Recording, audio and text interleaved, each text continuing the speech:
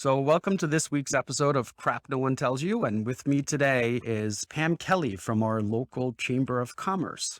And Pam has actually been involved with more than one chamber, which is part of the reason why we brought her on. So, welcome, Pam.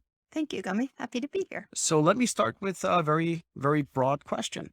What is some crap no one tells you about running a chamber? That you absolutely have an incredible, diverse number of personalities to work with. Everyone's a member. Everyone has an opportunity to participate, and everyone is coming from a different perspective. And so you now have to manage their interest level and their personalities. And so it definitely gets to be a lot of fun. Not to mention the different types of businesses they're in, their different types of Exactly. priorities. Exactly. So, I can imagine events and board meetings are fun. They are fun. Again, it's that you have to stay. So the one thing I kind of feel like, you're the referee maybe, or you're the coordinator to make sure that all of these different thoughts and recommendations are in the best interest of the chamber and not somebody's own um initiative that they want for their own business, or that you need to be able to make sure again that it fits for the broad opportunities for the benefit of businesses and not just one or two industries. So it definitely is a lot of juggling all of the recommendations. There's hurt feelings along the way because someone thinks that their idea is very important and critical to the chamber. And, when you kind of take a step back, it's very important and critical to them and potentially their industry, but not the chamber in general. So I think one of the misconceptions people that aren't involved in chambers have is that they don't realize that most chambers are actually a nonprofit, right? So a lot of times people think, oh, it's a business chamber, it's a business community. All they do is advocate for the businesses. And I don't think people realize how much a chamber actually does for their local community, for example. Correct. And the other thing that goes along with that is it's rare that you find somebody that actually understands how chambers are funded. So because of our structure, we don't accept individual donations like a nonprofit would. We can't apply for grants, and we do not get any federal or any type of government funding. So we are completely self-funded, basically through sponsorships, advertising, events, and member revenues. So through all of that, that money comes in and it goes back to the community in various ways, whether it's to help provide professional development for the businesses so that they can continue to grow and succeed, or it's having events where we actually do engage with members of the community. We do a day at the Reading Phillies. We have a health fair and opportunities for the members to get out into the community. So let me ask a very blunt question. Are chambers dying across the US, or seeing, are they strengthening in numbers, so to speak? I don't think they're strengthening in numbers. I think the strong ones will absolutely continue. This chamber's 109 years old. And so I don't think that recent, things that have taken place in our world is going to change that. I think it's going to continue to evolve and potentially look different. There's about 13 chambers in Montgomery County right now. Yeah. And so, is there a place for all of them long term? I guess is probably not. So I would say yes, a strong chamber will still be here, but I think over time there will be less of them. Do you think a lot of startups, entrepreneurs, even smaller entities could take more advantage of their local chamber? Absolutely. And there's the small businesses, startups are actually perfect for the chamber because you don't have a lot of money to dedicate to marketing and resources that you have. Sometimes you're the company. And so the chamber really gives you through so many programs and opportunities to network and make connections that you just can't, the price of a membership for the chamber is so inconsequential to the benefits that a business can get through it. I think one of the things that, because I joined the chamber very, very early on, and we've had this conversation that when you took over the chamber, you had a waiting list of people wanting to talk to you about how crappy the chamber had been. And you have made drastic improvements with that chamber. But it wasn't until you took over and I saw what a properly run chamber looked like that I realized not just like the marketing and connections, all that stuff, is how many other helpful business owners were actually readily available whenever I went to an event. Like I would run into a CPA and they would just answer my questions. Like I would run into a banker and they would just answer my questions. And I'm like, oh my God, like all the resources are right here and they've been here the entire time. I just wasn't utilizing them. Correct. Like to me, that's what a properly functioning chamber is, and it's like you said, it's, you are fully funded basically by the businesses in the community, and your primary objective is to help nurture the businesses in the community, right? Right. Like it's a self-serving entity almost. Right. Right. So our role is to have the opportunities. So it's the events and the programs that get those people all together in the room that you can meet. So do you think every new business should look at their local chamber? Absolutely, without question. Without No self-promotion there. No, I think I absolutely agree. In my chamber that I worked for, previous to being here, when I started and I told my father how many members there were, and he said, well, that's every business in the community, right? And I said, oh, I only wish. And his comment was, I don't understand why every business shouldn't be a member of a chamber of commerce. And yeah, I'm hard pressed to understand why Right. someone wouldn't. And people join the chamber for different reasons. And, to no surprise, I know you. So we've had these we've had conversations like this multiple times. And I always said my reason for being in the chamber now is not the same reason for when I joined, Correct. right? Like, because we like to give back, but I don't want to be out there handing checks to the local food bank or whatever it is. I see it as my benefit to support you guys and have you guys then support the community. Like, so I think also business owners that are further along often miss opportunities with the chamber just because we have this narrow vision of what a chamber is, Correct. and I don't know. I just feel like they don't fully understand nor utilize it. True. The challenge is really trying to get to those larger businesses to understand that their small investment that they make, whether they want to participate and come out and meet with folks or not, still goes a long way in being able to help those smaller businesses be able to grow. And really, it's this successful business community is a successful community in general. So, we're not asking for a lot of money, and it's not a donation, it's a business expense. That's Right. the other difference between supporting a chamber versus supporting a nonprofit. Again, just all coming from a different place through your accountant, but it is a business investment. So you're not just writing a check that's not kind of benefiting you, directly. Tax Directly. deductible. Exactly. Right. So yeah, but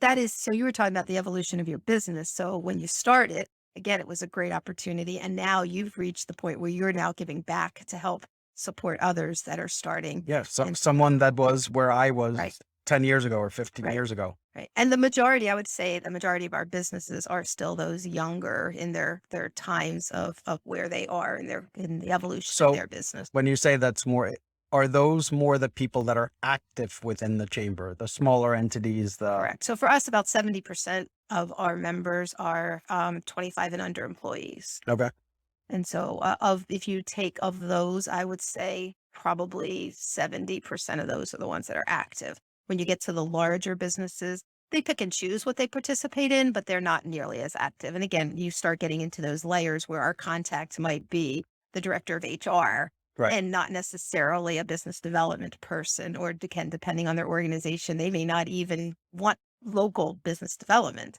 It's just not in, their national or international company. And so they're participating for the good of the community. So I know you guys do a ton of events throughout the year.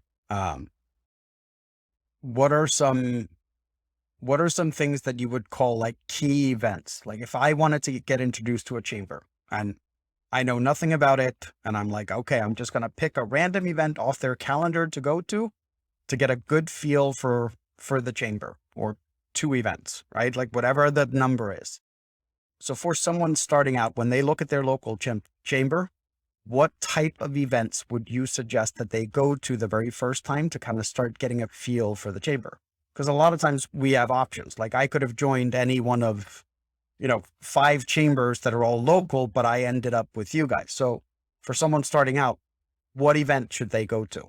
Well, you want to look at a chamber that has a diverse portfolio of events.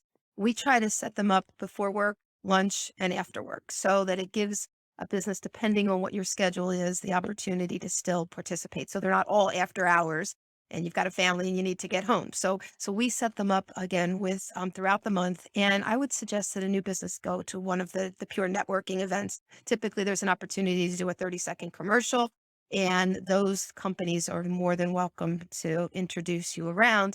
It's some of the places where some of our small businesses have made their first connection and have continued to grow from there. So one of the would that be more of a structured event or like a happy hour or Either. So some that we have some morning and lunch events that are smaller. So maybe there's 25 or 30 people. There's an opportunity to make more, time sensitive question or conversation. So you're able to sit and move around and meet more people during those type of sessions. They happy hours, there's large groups there, but you're not going to, get to meet everybody. It's kind of, more, you make a couple connections at those. And it's just nice to be out when there's a lot of people there, but not necessarily meeting 50 people in that hour or two that you're there. so with your events, do you see that you said earlier that about 70% is a smaller entity and they're probably active. Mhm. So when you say active, do you mean those are the people coming out to these types of events, or are they active in other ways within their chamber?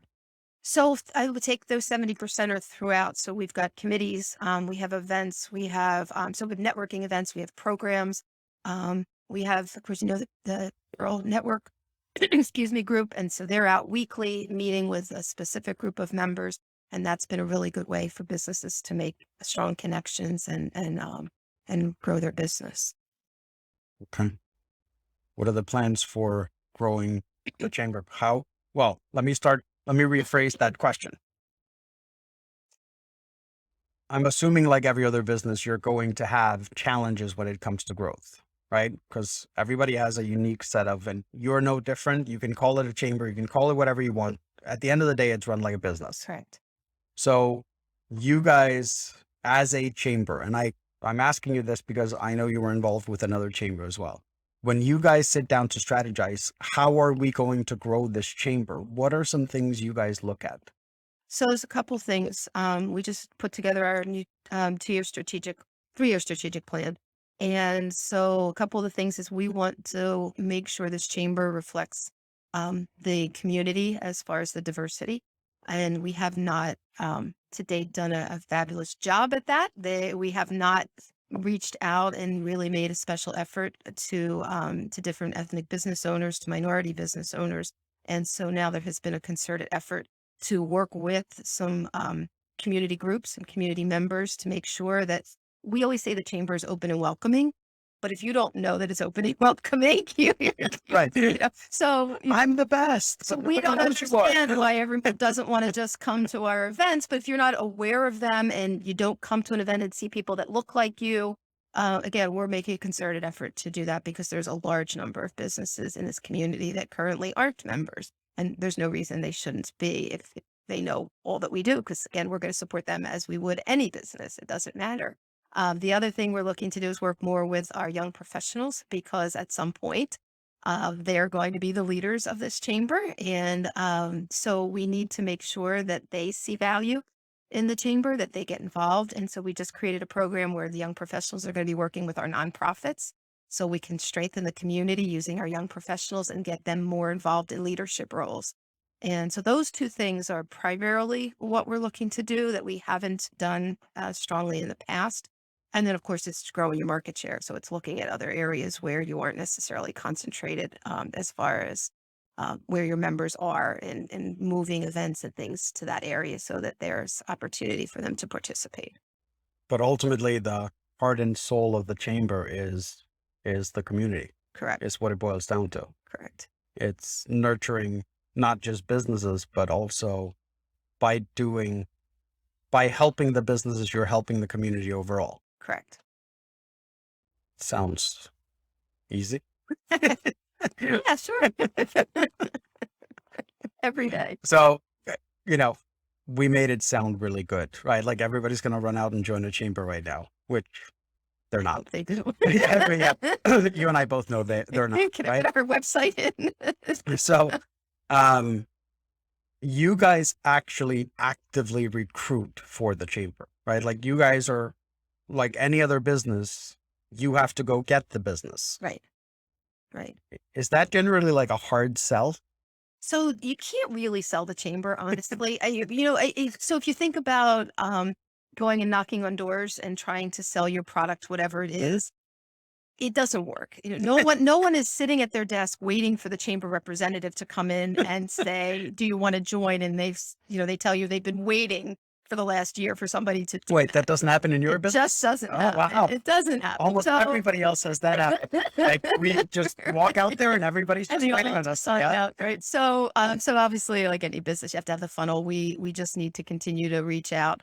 We invite non-members to participate in our events, so they get a chance to meet some people. Once you meet the other businesses, once you see it in action, that's when we're able to convert businesses to see the value. So there's from time to time people know about chambers, franchises, for example. Often the franchise owners are told that they should join their local chamber, and we'll get people that will just register that way. Others that have been in a chamber somewhere else, so they moved to the area and or they left a company and started another one and they joined. So you do get people that'll just sign up randomly, but for the most part, it's reaching out as you would with anything. It's It about is. a nurture, a lead. But it's kind of unique because once again, it comes back to you're recruiting, nurturing, growing businesses in the local community that then will recruit, nurture, and grow the next generation. Like it's almost like a generational knowledge being passed on Right. in the local business community through a chamber. I mean, there's other ways that's done too, but it's just interesting that the chamber is such a unique platform, I think, where that happens on a larger scale than people realize. Right. And one of the things I always tell people is if you're starting a business, especially if you're starting like a local business that focuses on the local community, you rely on walk-in customers, or you're an HVAC guy and you only work locally, is I always tell them, go find 5 or 6 business owners that have been in business for 5+ years and talk to them. Like they will tell you more than you can absorb in any given conversation on how to succeed in that community. Right. And that to me is something that is invaluable, right? And that is, those opportunities are often created within things like a chamber. Correct. And, I think it's undervalued being able to connect with other business owners and really learn from them because, eh, you talk to business owners all day, right? We all run into the same potholes where we're like, man, if I knew that pothole wouldn't have been there, I wouldn't have hit it. Well, you could have avoided it if you actually asked someone that drives this road, right? Like they would have told you, yeah, at mile marker 128, there's going to be a giant pothole, right? But that's the type of knowledge that I think is, and you guys do a ton of educational events as Right. well, right? Right. Exactly. We try to stay up on the current events, different types of things that business owners are facing, and being able to provide information. So you do cryptocurrency is actually coming up to talk about that. It's personal and professional, Mhm. so we try to look at topics in that regard. We looked at the Great Resignation. So some of them just are opportunities to generate conversation. Others, again, we put together marketing programs, put together cybersecurity programs. So really anything that works within the businesses. And these are Oh, opportunities for someone like that's starting their business. They wear all the hats. You may not get comprehensive knowledge of something, but you will know enough that you know what to ask. correct. And sometimes those opportunities open doors for then relationships because all of our speakers are chamber members. So again, you attend one of the sessions and you may not get all you need to know, but that speaker may end up with a client. It's not, you don't go into it with that intent, Right. but those kind of things will happen, or further conversations or referral somewhere down the road. So it's all, kind of works in conjunction with one another, that the members speak and just take it from. So we're in the past. Um, were chambers, because I remember someone told me a while ago that one of the reasons chambers were fairly prominent back in the day was because, let me see if I remember this correctly, you needed some kind of stamp if you were exporting products or something. So we still do that. It's called a certificate of origin. Okay. So the Department of Labor, I don't know when, granted Chambers of Commerce the authority to be able to put a stamp on these export documents, and depending on the country, they require that stamp, and so we do them routinely, and most chambers do offer that. So that's actually still being It's still done. going on. Yeah. Here we have the internet and cryptocurrency, and we're still putting stamps by the Yep. local chamber Yeah, on pieces of because paper. yeah, some of the countries they won't accept it without it. Are there any other like, so back then chambers were important for a multitude of reasons, right? Like those, I'm assuming not every member needs a certificate of origin for something they're exporting, Right. right? So, but what are some other things that, chambers used to be important in regards to that may have kind of gone by the wayside, or because you guys have had to evolve like every other Right. business, right? So, well, one at a time, there was collective health benefits. So, up until I want to say maybe prior to 20 years or so ago, maybe even more now, where chamber members could pool all of their volumes, so their health care volumes. So it was like a group insurance Right, utilizing their exactly. So if chamber. you're Gotcha. 2 or 3 employees, you're getting the price of the large volume, that the insurance company would put that out. Over the years, that was canceled, and so that's no longer available. But chambers had exponential growth during that time because you needed to be in a chamber for that. And Well, yeah, businesses joined literally for that and could have cared less about the rest of the services. The rest was kind of just the extra. right. That was the bonus stuff. Exactly. And so what ended up happening was when that was pulled, some chambers struggled immensely because they had so much of their revenue committed through that program that some closed, some had to reorganize, and so that took a big hit. So yeah, chambers have to continue to evolve. There's times your programs aren't necessarily stay current all the time, and it could be a large revenue generator for you. And as business changes, it's no longer of interest for whatever reason. And so what was a significant portion of your budget is gone. Right. And so you're constantly trying to figure out. So for us, about 50% of our revenue is from dues and 50% is non-dues. Okay. So you need to maintain the members, but you also need to have them in the community participate in what else you do. So that whole buying insurance brings up another question, I think, is, are there certain things that you guys negotiate on behalf of the members? Like if I don't know, do you guys have a bulk contract with someone like T-Mobile, or like, because a lot of these corporations or these larger entities will often negotiate with a company and saying, oh, by the way, all your employees get $20 off their cell phone plan or Right. whatever. Like, do you guys do any type of that? So we do have a couple. We don't have an awful lot of them, but we have an arrangement with a telecommunications company. We do it with a office supply company, and then actually we do still have some health benefits. They're not nearly what they were, but there's an opportunity for depending on the type of plan that the business would set up, can still save money through the chamber. So there are opportunities still to look at those types of things. Correct. The chamber going, hey, they've Yeah, negotiated. they add up. Again, I would put them as that's extra, not necessarily a reason to But like if put someone down. is trying to justify spending, I don't know what a chamber, let's say it's $300 a year, right? And you look at it and you go, oh, look, they have a UPS contract, or they have a contract with my cell provider that's going to save me $160 a year. And it becomes really easy to justify spending that extra $140 and get all the other stuff with it, Exactly. right? Because I mean, I remember being a very, very early startup where it's like, okay, do I pay my cell phone bill or do I put gas in my car? Right? Like that's the reality of sometimes startups. So every penny literally matters. So I was just wondering if there were those types of things that they should look at. We do, and I think some of the larger chambers have more negotiation. I know that abilities. Pennsylvania Chamber of Commerce, for Right. example, which is huge. Right. I know they have some of those things, Correct. and The regional one's not as much, but we do have, and again, they're not going to be as competitive as a state chamber is. Sometimes the state chamber passes things along through to us. Um, but again, right now that wouldn't be, I wouldn't say that's the sole reason. It's again, to your point though, it gives you added benefits to say, okay, well, I don't have to, that's a little bit here and a little bit Right. there that would come off of that. So do you guys work with other chambers? So we do some, we'll do some networking events together.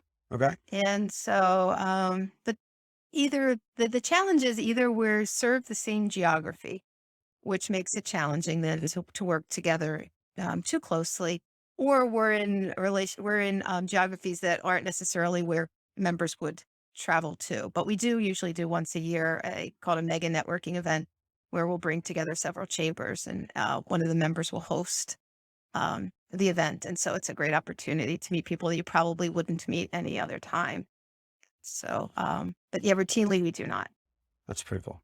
Just one last thing that I want to bring up, because I don't think people realize this, that if you are a voter and you would actually like to talk to a politician, I've noticed that a lot of chambers actually have the ability to get politicians for their local district to show up at events and actually have conversation with members, which I thought was fascinating, because you go to one of those events, and I think I've only ever been to one, but I noticed there was only like 30 business owners in the room with politicians that are normally at events that are like town halls, and there's 200 people. And it was an opportunity for the people that were there to actually get to know whoever was going to be representing them. Is that something chambers commonly do, or is that something that's unique to you guys? No, I think a lot of chambers are definitely doing that because again, it kind of goes back to our advocacy role.